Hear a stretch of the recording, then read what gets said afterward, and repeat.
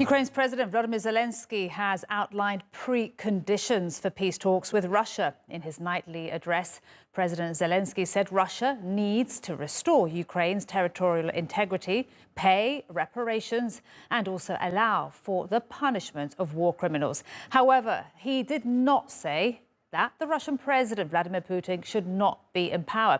The move is a departure from his previous conditions and may signal a greater willingness by Kyiv to negotiate an end to this war. All right, we'll be asking Russia's reactions to Dasha Chernyshova in Moscow. But first, let's bring in Semir Seifovich, who is live for us in Kyiv. How important is what we've heard from Zelenskyy, President Zelenskyy, and what we haven't heard from him too?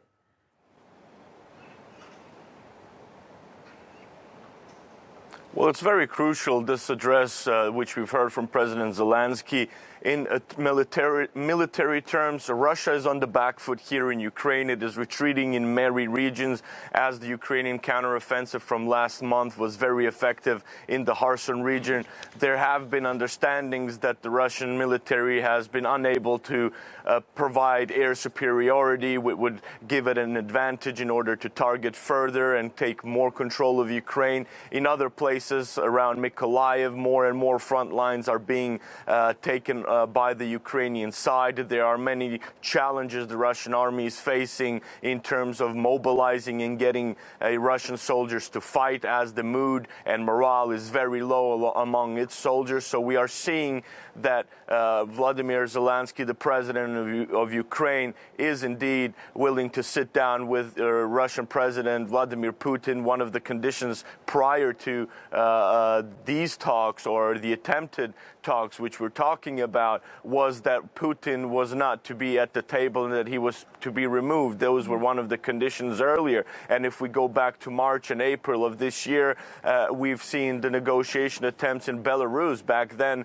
Russia was emboldened by its troops being around Kiev and heading towards the Mariupol area, as well as Kherson at that time. Now, the battle and the map of the battles has changed completely, with Ukraine being able to fight off Russian airstrikes and being able to strike further deeper into territories controlled by the Russian. There's also a defiance by the Ukrainian military to completely clean its territories of what they're calling the Russian invaders. So the conditions which Volodymyr Zelenskyy has proposed last night are territorial integrity, repayment for the destruction caused by the Russian military, and holding Russia to accountable for evidence of possible war crimes across Ukraine since they've launched this attack here in Ukraine on March 22nd last.